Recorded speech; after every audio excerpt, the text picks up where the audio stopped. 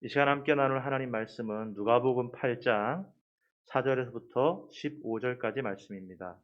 누가복음 8장 4절에서부터 15절까지 말씀입니다.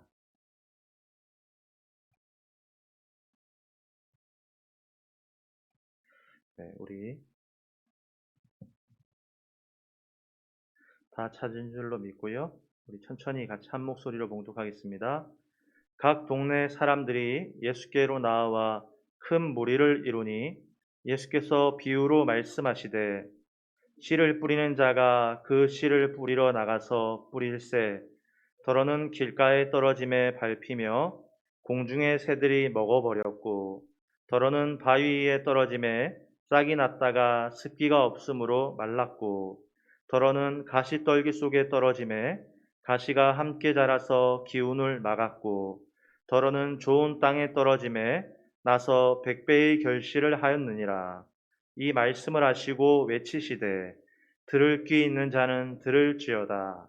제자들이 이 비유의 뜻을 물으니 이르시되 하나님 나라의 비밀을 아는 것이 너희에게는 허락되었으나 다른 사람에게는 비유로 하나니 이는 그들로 보아도 보지 못하고 들어도 깨닫지 못하게 하려 함이라. 이 비유는 이러하니라. 씨는 하나님의 말씀이요 길가에 있다는 것은 말씀을 들은 자니 이에 마귀가 가서 그들이 믿어 구원을 얻지 못하게 하려고 말씀을 그 마음에서 빼앗는 것이요 바위 위에 있다는 것은 말씀을 들을 때 기쁨으로 받으나 뿌리가 없어 잠깐 믿다가 시련을 당할 때 배반하는 자요 가시떨기에 떨어졌다는 것은 말씀을 들은 자이나 지내는 중 이생의 염려와 재물과 향락의 기운이 막혀 온전히 결실하지 못하는 자요. 좋은 땅에 있다는 것은 착하고 좋은 마음으로 말씀을 듣고 지키어 인내로 결실하는 자니라. 아멘. 할렐루야. 네. 이 저녁 시간에 이렇게 만나게 하신 하나님께 너무 감사드립니다. 우리 지난 시간에 하나님의 나라는 함께 이루는 나라다라고 해서 같이 잠시 말씀을 나눴던 적이 있습니다. 예수님이 제자들이 예수님과 함께 하나님의 나라 복음을 전하는 일에 함께하였고 또 여인들이 말씀에 나오는 여인들이 함께하였는데 그 여인들이 함께하는 여인들 가운데 누가 있었다고 했죠? 막달라 마리아라고 하는 7귀신 들리고 많은 사람들이 인정하는 바 성적대부였을 것으로 모두가 보고 있는 막달라 마리아가 어디에 있어요? 그 교회 공동체 안에 함께 그 일을 섬기는 곳에 같이 있더라. 아주 놀라운 사건이죠. 우리로 치면은 청량리 588에 있는 아가씨가 교회에 여전도회 소속으로 같이 그 일을 하고 있다고 생각해 보세요. 우리 울산 수암교회가 만약에 그럴 수만 있다면 정말 이 교회는 주님이 바라시는 하나님의 나라가 온전히 이루어진 교회가 될 겁니다. 참 놀라운 일이에요. 여자분들이 같이 함께 주를 섬기고 제자들을 섬기고 복음을 전하는 일을 섬기는데 그곳에 막달라 마리아가 있었다. 그리고 막달라 마리아가 있을 수 있었던 또 다른 이유가 뭐였냐면 그 모임 속에는 헤롯의 청지기 부사의 아내 요한나도 있었다. 헤롯의 청지기의 아내였는데 우리로 치면은 장관이라 그랬죠. 재무부 장관 같은 그 장관의 사모님이 그 모임 가운데 있었다. 막달라 마리아와 장관의 사모님이 그 모임 속에 함께 그 일을 섬겨 나간다. 하나님의 나라는 이렇게 이루어졌다고 했죠. 그래서 이 하나님의 나라가 이루어지기 위해서는 막달라 마리아와 같은 여인들이 겸손하게 열심히 일해서는요. 하나님의 나라는 절대 이루어지지 않는다. 어떤 사람들이 힘써야 된다고요? 요한나와 같은 장관 부인과 같은 요한나와 이런 여인들이 자신을 낮추고 섬겨주고 함께 할 때에 이런 여인들이 막달라 마리아가 이 교회 공동체에 들어오는데 같이 인정해주고 기꺼이 그가 함께 손을 잡고 일을 하기 시작할 때에 그 공동체 안에 하나님의 나라가 그때 이루어질 수 있는 것이다. 그리고 다른 여러 여인들도 함께 하였다. 요한나와 막달라 마리아만 으쌰으쌰해서는 되지 않고 또 어떤 여인들은 이름도 나오지 않는데도 불구하고 다른 여러 여인들이 함께 함으로 그것이 하나님의 나라가 이룩해지는 하나님의 나라가 확장되어지는 그 귀한 일에 이렇게 같이 함께하는 일들이 있었다. 그래서 교회는 하나님의 나라와 교회는 어떻게 이루어졌다고요?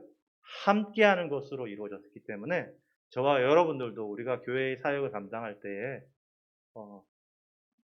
어떤 사람은 부족하고 어떤 사람은 뛰어나다고 할 때 그 뛰어난 사람이 부족한 사람을 도와주면서 함께하는 우리 교회가 될 수 있기를 주의 이름으로 축원합니다. 아멘. 우리 9절 10절 잠깐 볼까요? 우리 9절 10절에 보니까 제자들이 이 비유의 뜻을 물으니 이르시되 하나님 나라의 비밀을 아는 것이 너희에게는 허락되었으나 다른 사람에게는 비유로 하나니 이는 그들로 보아도 보지 못하고 들어도 깨닫지 못하게 하려 함이라. 이 바로 앞에 나오는 이야기가 4가지 땅에 떨어진 씨의 비유죠. 길가, 바위, 그 다음에 가시떨기, 그리고 좋은 땅인데 그 이야기와 함께 예수님께서 10절에 뭐라 그러냐면은 하나님 나라의 비밀을 아는 것이 허락된 사람이 있다. 그리고 그것이 허락되지 않은 사람이 있다. 라고 10절에 이야기하죠. 여러분, 어떤 사람에게 하나님의 비밀이 허락되는 걸까요? 우리 이단 신천지는 이 구절을 가지고 뭘 얘기하냐면 비밀을 아는 너희와 그것을 감추어서 깨닫지 못하는 그들이 있다라고 가르쳐요. 그래서 이만희 선생님이 그 2000년 동안 감추어뒀던 것을 지금 깨달아서 알려주었기 때문에 우리 신천지에 들어와야 된다. 바로 하나님의 비밀을 알 수 있는 너희가 바로 우리다 하고서 너희와 그들로 부부를 지어서 얘기하거든요. 여러분 하나님의 비밀이 이 허락된 사람들은 어떤 사람이죠? 말씀을 통해서 보면은 왜 허락된지를 봐야 돼요. 9절에 보니까 아주 간단한 이유예요. 9절에 보니까 뭐라 그러냐면 제자들이 이 비유의 뜻을 물었다. 여러분 이것이 왜 허락된 거냐면요. 이 비유 앞에 있는 하나님 나라의 비유만 듣고는요. 이것을 이해하는 사람이 아무도 없어요. 그런데 아무도 없는데 정말 주님을 믿고 그리고 정말 천국을 사모하는 사람들은 어떻게 합니까? 그 비유를 듣고는 그것이 다 이해가 안 돼요. 정말 주님을 믿고 정말 천국을 사모하는 사람들은 그 비유가 과연 무슨 뜻인지 주님께 다시 나와서 그것을 묻더라는 거예요. 여러분, 바른 신앙생활은 이렇게 이루어져 있어요. 우리 성경 한번 찾아볼까요? 계시록 1장 1절인데요. 어렵지 않으니까 계시록 1장 1절 한번 찾아볼게요.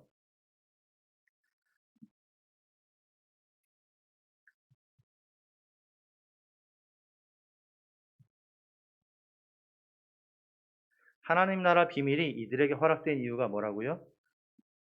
다 예수님의 비유를 듣고는 아는 사람이 아무도 없었는데 그들 가운데 그것을 물었던 그들에게는 하나님의 비밀이 허락되지만 사실은 뜻도 모르면서 그냥 그 이야기만 듣고 떠난 사람들은 그것에 대해서 관심이 없는 거죠. 이와 비슷한 것이 요한계시록 1장에 나오는데요. 1장 1절 같이 한번 읽어보겠습니다. 시작. 예수 그리스도의 계시라 이는 하나님이 그에게 주사 반드시 속히 일어날 일들을 그 종들에게 보이시려고 그의 천사를 그 종 요한에게 보내어 알게 하신 것이라. 여기서 뭐라고 시작하냐면 예수 그리스도의 계시다. 이것은 계시인데 이 계시라는 말은 히포라는 글자로서 감춘 것이 드러납니다. 라는 거예요. 이걸 잘 표현하는 글자가 이 1장 1절 마지막에 보면 알게 하신 것이라는 표현이 나와 있어요. 알게 하신 것이라는 말이 계시를 뜻하는 거예요.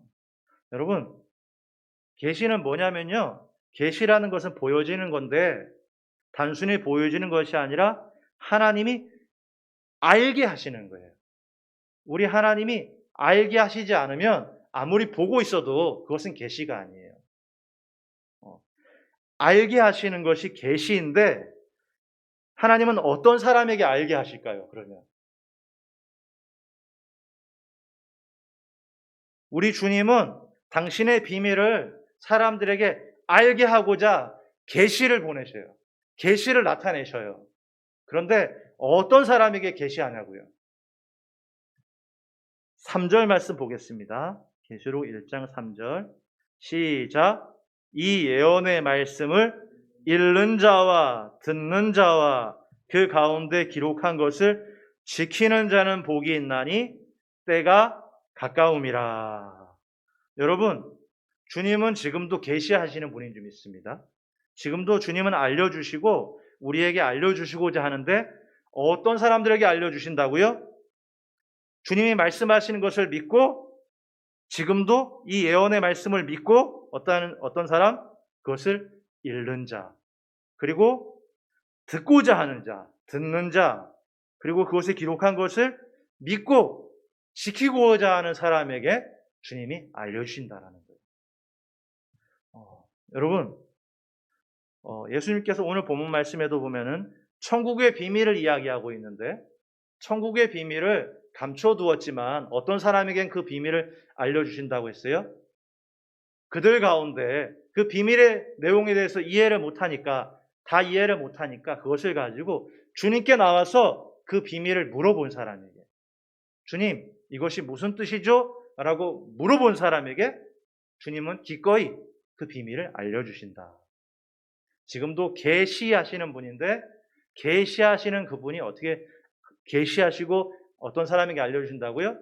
읽는 자, 듣는 자, 그리고 그것을 지키는 자에게 우리 주님은 지금도 여러분 우리가 그 말씀은 하나님 말씀인 줄 믿고 읽고자 하고 그리고 귀 기울여서 듣고자 하고 그리고 그렇게 된 것을 지키려고 하는 자에게 우리 주님은 지금도 계시하시고 지금도 말씀하시는 줄 여러분 꼭 기억하시기 바랍니다. 아멘. 여러분 오늘 이 말씀에 사실은 4가지 땅에 떨어진 씨의 비유를 보면서 한 이상한 농부를 발견하게 됩니다. 여러분 이 말씀에 이 농부가 이상하지 않으셨는지 모르겠는데 사실은 아주 이상한 농부예요. 왜 그러냐면 이 농부가 씨를 뿌리는데 씨를 뿌린 이유가 뭐죠? 뿌려서 그것을 결실을 맺고자 뿌리는 거잖아요. 그런데 이 농부는 이상하게 씨를 뿌릴 때 뻔히 보이는 좋은 땅에다가만 뿌리면 그러면 충분히 결실을 맺을 수 있을 것 같은데 그 씨를 어디에다 뿌려요? 길가에다가도 떨어지게 하고 바위에도 떨어지게 하고 더러는 가시떨기 속에도 떨어지게 하더라는 거예요. 농부가 씨를 뿌리는데 뿌리면 좋은 땅에다 뿌리면 끝날 것 같은데 이 농부는 이상하게도 그 씨를 뿌리면서 많은 씨를 허비하듯이 뿌려요. 그래서 길가에도 떨어지고 그래서 바위 위에도 떨어지고 가시덤불 속에도 떨어지더라는 거예요. 여러분 왜 이런 일이 생겨났을까요? 그 이유는요. 이스라엘 지역은 먼저 농사 지을 때 우리는 씨를 심는다고 하거든요. 우리는 씨를 심죠. 이스라엘은 농사를 할 때 씨를 뿌립니다. 그러니까 뿌리다 보면은 잘못된 길로 갈 수 있어요. 그러나 요게 내용은 그것까지 아닌 것 같아요. 너무 많이 낭비했어요. 뿌린 것 치고 너무 많이 낭비했어요. 왜 그러냐면요. 이렇게 하는 이유가 뭐냐면 이스라엘 지역에 좋은 땅이 별로 없어요.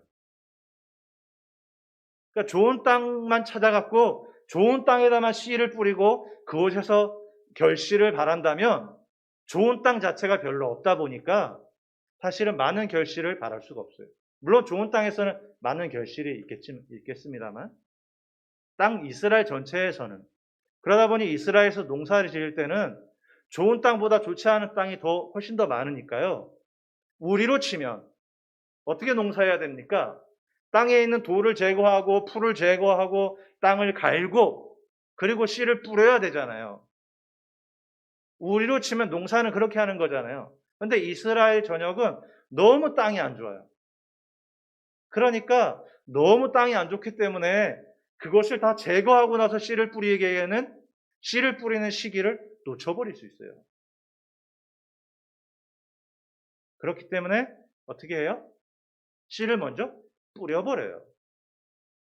여전히 그곳엔 풀이 있고 그곳은 길가고 그곳은 돌이 있을지라도 어떻게 해요? 뿌려버리는 거예요. 이것은 이스라엘 지역에서 당시 이스라엘 지역에서 이상하지 않은 농사법이에요. 모두가 그렇게 하는 것은 아니지만 좋은 땅이 별로 없는 농부들이 많은 소출을 기대하기 위해서 하는 아주 보편적인 방법 중에 하나였어요. 우리가 갖고 있는 관념처럼 기경하고 돌 빼고 풀을 다 제거하고 뿌리는 게 가장 좋은데 이 땅이 워낙 우리나라처럼 이렇게 좋은 땅이 아니니까요. 땅 자체가 워낙 안 좋으니까 그걸 먼저 해놓고 할 시간이 안 되는 거예요. 그러니까 뿌리고 난 다음에 농부가 그거를 제거하는 거죠. 이 이스라엘이 얼마나 땅이 안 좋냐? 신명기 11장 9절에 제가 읽어드릴게요. 이런 말씀이 나와요. 또 여호와께서 너희의 조상들에게 맹세하여 그들과 그들의 후손에게 주리라고 하신 땅, 곧 젖과 꿀이 흐르는 땅에서 너희의 날이 장구하리라. 자, 젖과 꿀이 흐르는 땅이 다른 말로 그 땅의 이름이 뭐죠? 가나안이죠. 가나안 땅 하면 뭐라고 합니까? 젖과 꿀이 흐르는 땅이다라고 말하죠. 그런데 이 땅을 이제 설명하는데 10절 그 다음 절에 보니까 너가 들어가서 차지하려 하는 땅은 가나안 땅이죠. 너가 나온 땅과 같지 아니하니 거기에서는 너희가 파종한 후에 발로 물대기를 채소밭에 된 것 같이 하였거니와 라고 얘기했어요. 자, 여기서 잘 보세요. 이제 가나안 땅을 앞두고 모세가 고별 설교를 하면서 이야기하는데 뭐라 그러냐? 너가 들어가 차지하는 그 땅 가나안은 너가 나온 땅, 애굽 땅과 같지 않다. 왜냐하면 그 애굽 땅은 어떤 곳이냐면 얼마나 물이 풍부한지 나중에 발을 가지고 물길을 내면은 그쪽으로 물이 따라올 만큼 물이 풍부한 아주 좋은 땅을 갖고 있어요. 그런데 그 다음 절에 보니까 너희가 건너가서 차지할 땅은 어떤 땅이냐? 산과 골짜기가 있어서 하늘에서 내리는 비를 흡수하는 땅이요 라고 했어요. 여러분, 이 신명기는 모세의 고별 설교인데 가나안 땅을 앞두고 하는 얘기가 뭐냐? 애굽에서 나올 때 젖과 꿀이 흐르는 가나안 땅으로 가자 하고 이스라엘 백성을 데리고 나왔는데 가나안 땅을 앞두고 모세가 지금 무슨 얘기를 하고 있냐면 너희들 내 말 듣고 놀라지 마. 가나안 땅은 젖과 꿀이 흐른다고 했는데 그 땅 젖과 꿀이 흐르지 않아. 그 땅은 산과 골짜기가 있는 거친 땅이고 비를 흡수하는 메마른 땅이야. 애굽 땅처럼 생각하면 너희 깜짝 놀래? 지금 모세가 고별 설교하면서 깜짝 놀랄 얘기를 하고 있어요. 여러분, 이 땅이 얼마나 안 좋은 땅이냐? 산과 골짜기가 있는 것도 있어서 거칠고 험한데 거기다가 비를 흡수해요. 석회지대라서 비를 흡수해버려요. 농사 지을 수 없어요. 가나안 땅을 앞두고 지금 모세가 그 얘기하고 있는 거예요. 젖과 꿀이 흐르지 않는다는 얘기를 하고 있어요. 기가 막힌 얘기를 하고 있는 거죠. 그런데 그 다음 절에 모세가 뭐라 얘기하냐? 너의 하나님 여호와께서 돌보아 주시는 땅이라 연초부터 연말까지 너의 하나님 여호와의 눈이 항상 그 위에 있느니라 라고 얘기했어요. 여러분, 무슨 얘기죠? 너희가 들어가는 땅은 젖과 꿀이 흐르지 않는데 거칠고 메마른데 그 땅을 누가 돌보신다고요?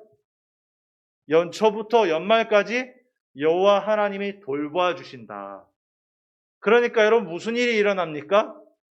이 메마른 땅이 이 거친 땅이 그때 비로소 젖과 꿀이 흐르는 역사가 그때 비로소 나타난다라는 거예요. 여러분, 가나안 땅은 젖과 꿀이 흐르지 않아요. 메말랐어요. 거칠어요. 우리가 순간 생각하고 가나안은 살기 좋은 곳이고 젖과 꿀이 흐르는 곳이라고 생각하고 접근하다 보면은 막 놀래요. 그렇지 않은데. 여러분, 우리 교회는 영적 가나안인 줄 믿습니다. 그런데 여러분, 이 교회는 영적 가나안인데 이곳은 젖과 꿀이 흘러야 되는데 흐르지 않는다고요. 이곳은 젖과 꿀이 흐르는 곳이 아니에요.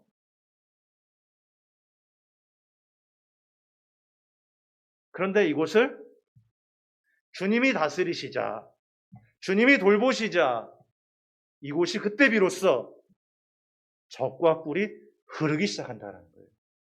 여러분, 가나안은 장소의 문제가 아니라 관계의 문제예요.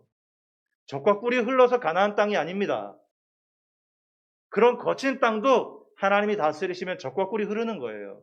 그러나 애굽 땅처럼 여호와의 동산 같았다고 하는 애굽 땅처럼 아무리 좋은 땅에 있어도 여호와 하나님이 다스리지 않으면 그것이 바로 메마른 땅인 거예요.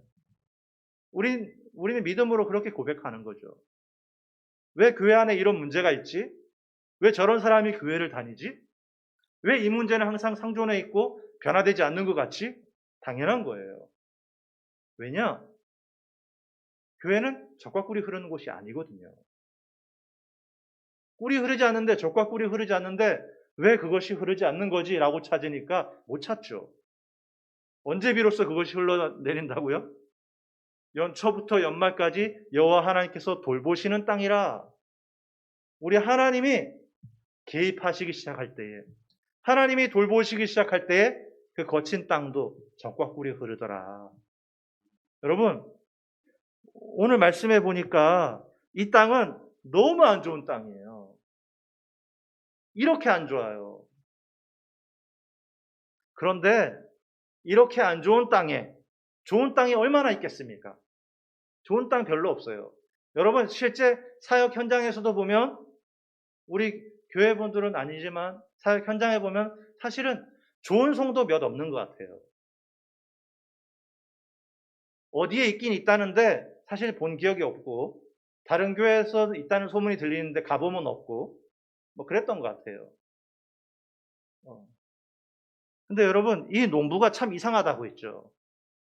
좋은 땅에 나가면 씨를 뿌리면 끝날 텐데 좋은 땅이 아니라 좋지도 않은 땅에다가 뿌리고 있다고요. 이 말씀에 보면 예수님이 이것을 설명해 주실 때 보세요. 이 비유는 이러한 11절 이하입니다. 이 비유는 이러하니라. 씨는 하나님의 말씀이요 길가에 있다는 것은 말씀을 들은 자니 이에 마귀가 가서 그들이 믿어 구원을 얻지 못하게 하려고 말씀을 그 마음에서 빼앗는 것이요. 마귀가 말씀을 빼앗는데요. 근데 뭐가 없냐? 어떻게 빼앗는 것에 대한 얘기는 없어요. 그 다음에 바위 위에 있다는 것은 말씀을 들을 때 기쁨으로 받으나 뿌리가 없어 잠깐 믿다가 시련을 당할 때 배반하는 자요. 그 다음에는 가시떨게 떨어졌다는 것은 말씀을 들은 자이나 지내는 중 이생의 염려와 재물과 향락의 기운이 막혀 온전히 결실하지 못하는 자요. 라고 했어요.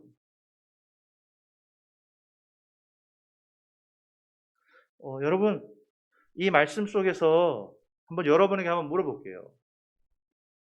여러분은 여기에 해당이 안 되시나요? 목사인 저는 제 양심껏 이 말씀을 전에 계속 말씀을 볼 때마다 힘들었던 게 뭐냐면 저한테 해당이 되는 얘기예요. 마귀가 말씀을 뺏어간다는 건 뭐 넘어간다고 쳐도 모르니까. 여기 보면은 말씀을 들을 때 기쁨으로 받으나, 우리 말씀 기쁨으로 받잖아요. 받을 때 많이 있잖아요. 기쁨으로 받으나 잠깐 믿다가 시련을 당할 때 배반하는 자요. 여러분에게 시련이 닥칠 때 여러분 배반하지 않을 수 있다고 자신할 수 있나요? 우리 일제시대에 신사참배를 했을 때 사실은 신사참배 안 한 사람보다 훨씬 더 많은 사람들이 신사참배를 했어요. 우리가 그 후회드립니다. 시련을 당할 때에 우리는 배반하지 않는다고 자신할 수 있나요? 말씀을 들은 자인데 이생의 염려, 재물과 향락, 우리 거기에 자유한가요?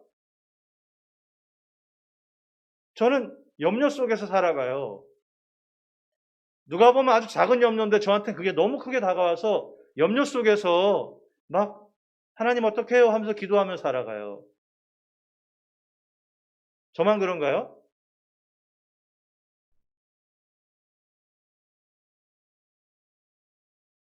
여러분 이 말씀을 보면서 결론은 뭐냐면 여기에 보면 나의 모습이 담겨 있는데 여러분 이 밭을 바꿀 수 있는 능력이 내게 있습니까? 여러분 내게는 밭을 바꿀 수 있는 능력이 없어요. 내가 이런 밭이라는 것을 알겠는데 이런 밭이 나를 바꿀 수 있는 능력은 나한테 없더라고요. 염려하지 않아야 된다는 거 누가 모릅니까? 그런데 염려가 되잖아요. 세상에 있는 것들을 멀리해야 된다는 거 누가 모릅니까? 그러나 그것에 오는 즐거움 우린 잘 알고 있지 않습니까? 시련 앞에서 배반하지 않는다고 자신할 수 있습니까? 목에 칼이 들어오는데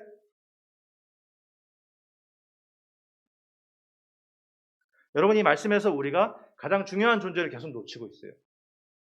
처음으로 돌아와서 그게 누구냐면 그 이상한 농부의 존재를 우리가 놓치고 있다는 거예요. 이 농부는 이상한 분이 아니에요. 사실은 아주 성실한 분이셨어요. 그리고 이 땅을 변화시킬 수 있는 능력이 능히 이 땅을 변화시킬 수 있는 힘이 지혜가 땅인 나에게는 없는데 누구에게 있다고요? 이 씨를 뿌린 농부에게는 있다라는 거예요. 할렐루야. 그러니까 여러분 이 말씀에 보면 이 말씀을 통해서 누구는 마귀에게 누구는 길가의 상태고 누구는 지금 바위에 떨어진 상태고 누구는 지금 가시떨기에 떨어진 상태야. 그걸 말하는 게 아니에요. 사실 이 모든 것은 다 우리의 상태예요. 그런데 먼저 알아야 될 것은 내가 나의 밭을 바꿀 수 있는 능력이 내게는 없구나.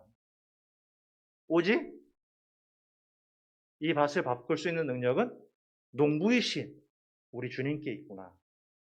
이 농부는 그렇기 때문에 씨를 뿌린 거예요. 이상한 농부가 되어서 막 씨를 소비해갖고 막 뿌리는 중에 좋은 밭에 얻어 걸려 들어간 게 아니라 농부가 가나안 땅, 젖과 꿀도 흐르지 않는 산과 골짜기가 있고 메마른 그 땅에다가 그런 땅에다가 씨를 뿌린 이유는 뭐냐? 그것을 걷어내고 그것을 기경하고 그것을 좋은 땅으로 바꿀 거라는 것을 우리에게 알려준다라는 거예요. 할렐루야. 그렇기 때문에 우리에게 요구되는 자세가 뭐죠? 15절 우리 같이 읽습니다. 15절 시작. 좋은 땅에 있다는 것은 착하고 좋은 마음으로 말씀을 듣고 지키어 인내로 결실하는 자니라. 여러분 좋은 땅은 뭘로 합니까? 위치? 이게 좋은 땅인지 아닌지 뭘로 결정해야 돼요? 거둔 결실을 갖고 판단하는 거예요. 그렇죠? 우리가 이 말씀만 보면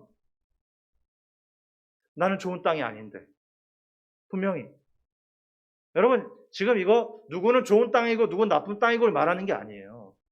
왜냐? 좋은 땅인지 아닌지를 판별하는 것은 결실대가 돼봐야 아는 거예요.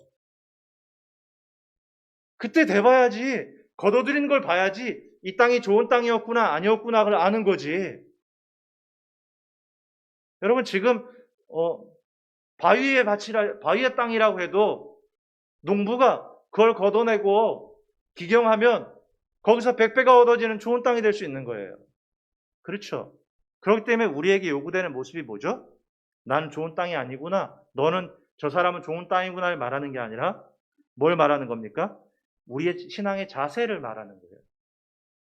뭐예요? 착하고 좋은 마음으로 뭐라라고요? 착하고 좋은 마음으로 말씀을 들으라고요. 좀 여러분 좀 착하고 좋은 마음으로 오늘은 뭔 얘기를 하시려고 하고서 위아래 보시지 마시고 착하고 좋은 마음으로 하다 보면 목사님 설교하는데 실수 왜 없어요? 여러분 저는요 예전에 학생부 처음 설교할 때 얼마나 행설수설을 했는지 그날 처음 나온 여학생이 저한테 그랬어요. 괜찮아요. 그럴 수 있는 거죠 뭐. 진짜예요. 여러분 설교를 하다 보면 그런 창피한 경우가 너무 많아요. 들어보면 여러분도 느껴지지 않습니까? 느껴져요. 근데 어떻게 듣는다고요? 착하고 좋은 마음으로 듣는 거예요. 들을 때 착하고 좋은 마음으로 듣고 뭘 지키냐? 인내를 지켜요. 인내하는 걸 지켜내는 거예요. 착하고 좋은 마음을 가지고 인내로 지켜내요. 뭐예요? 농부가 나의 마음밭도 기경하고 변화시킬 것을 믿고 나의 상태는 사실 그렇지 않지만 우리 주님이 나의 이런 메마른 마음에 돌을 걷어내시고 가시덤불을 제거하시고 그리고 좋은 밭으로 나를 변화시키시고 성장시키신다는 사실을 믿고 착하고 좋은 마음을 가지고 인내로 여러분 말씀을 정리하려고 하는데요. 여기서 착하고 좋은 마음을 할 때 대표적인 사람들이 데살로니가 교회 성도들이었습니다. 바울이 데살로니가 지역을 방문해서 복음을 전했는데 3주 전했죠. 그러는데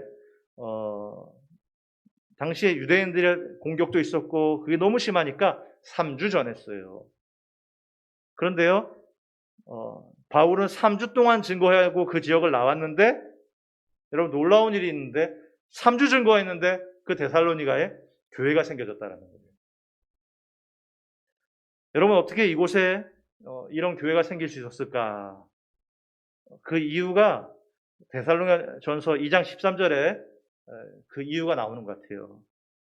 말씀이 이렇습니다.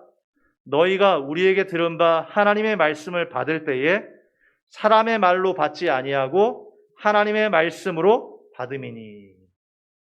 이 사람들이 3주 있었는데 3주 말씀을 들었는데 그 말씀을 뭘로 받았다고요? 사람의 입에서 나오나 하나님의 말씀으로 받았다고요. 여러분 착하고 좋은 마음으로 인내로 결실하는 자니. 여러분 좋은 땅에서는 100배의 결실을 맺는다고 했는데 여러분 결실은 언제 알게 된다는 거죠? 결실은 자라는 과정에서 아는 게 아니라 추수 때에 알 수 있는 거예요. 그렇죠? 그러니까 지금 현재가 결실을 판단하는 때가 아니에요.